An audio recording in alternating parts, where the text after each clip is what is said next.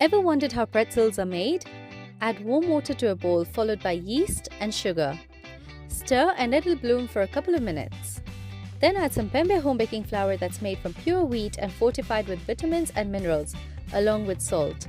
Mix it all up into a shabby looking dough and then knead properly.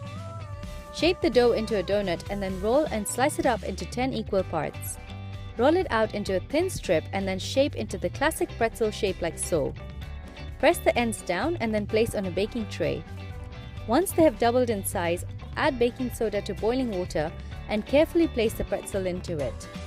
After a minute, place it back on the baking tray. Sprinkle salt over them and then add some grated cheese and jalapenos. Bake them until they turn golden brown.